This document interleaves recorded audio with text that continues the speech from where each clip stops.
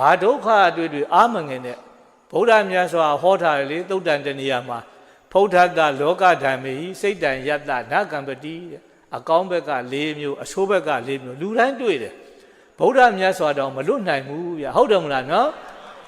ဟိုဗုဒ္ဓမြတ်စွာဆိုတာဂုဏ်တော်အနန္တနဲ့ပြည့်စုံနေတာအကောင်းတွေကြီးပဲနော်ဒီဘက်ခေတ်တောင်မှတောင်းတောင်ဘုန်းကြီးတွေတောင်မှနော်ဒကာဒကမတွေကဆုံးကွန်းတွေမပြတ်ကန့်တာဗုဒ္ဓမြတ်စွာမှလည်းအဲ့လိုနေတိုင်းကတ်နေကြမှာပဲထင်ရှားရှိတာပေါ့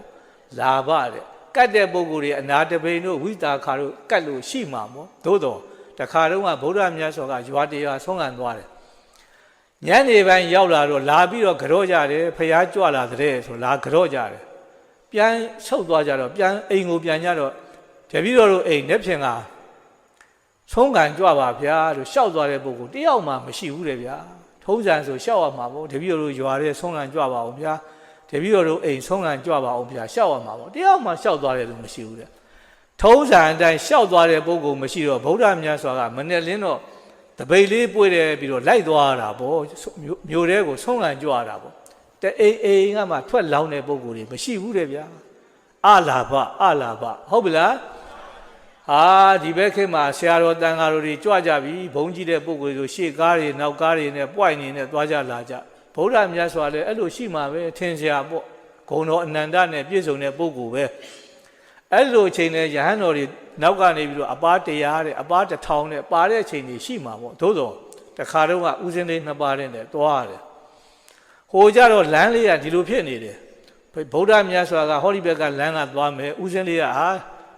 ဘယ်ဘက်ကသွားမယ်ညာဘက်နဲ့ဘယ်ဘက်နဲ့ညင်းကြတာတယောက်ကမှလျှော့မပေးကြအောင်လျှော့မပေးတော့ဗုဒ္ဓမြတ်စွာကဲဒီလိုဆိုငါလန်းသွားမှာပေါ့ဆိုဒီလိုဆိုလဲအရှင်ဘုရားလမ်းအရှင်ဘုရားကြွပြီးတော့ဆိုဗုဒ္ဓမြတ်စွာရဲ့တပိတ်နဲ့သင်္ကန်းသူကိုင်းလာတာလေးကိုမြေကြီးပေါ်မှာချမလို့တာအရှင်ဘုရားသင်္ကန်းနဲ့သေပြီးကိုယ့်အကူယူပြီးတော့ဆိုဗုဒ္ဓမြတ်စွာအဲ့လောက်ထိအောင်တော့ခွင့်မယူပေးမြေကြီးပေါ်မချနဲ့ငါ့ကိုပေးဆိုဗုဒ္ဓမြတ်စွာသူ့တပိတ်နဲ့သင်္ကန်းလေးကိုင်းနေပြီးတော့သူ့လမ်းသူသွားတယ်တပါးတည်းယတနဲ့အယတအချွေရန်ဆိုတာလောကကြီးမှာမှတ်ထားကိုကယာဓုဂုံတိန်စည်းစိမ်ဥစ္စာနဲ့ပြည့်စုံနေတဲ့အခိုက်အတန့်မှာသာကိုနာကိုဟိုကအမတဲ့ဒီကအကိုနဲ့ဝိုင်းဝိုင်းလဲနေကြတာ